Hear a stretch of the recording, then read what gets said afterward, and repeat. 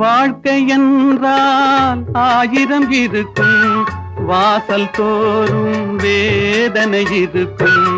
வாழ்க்கை என்றால் ஆயிரம் இருக்கும், வாசல் தோறும் வேதனை இருக்கும்.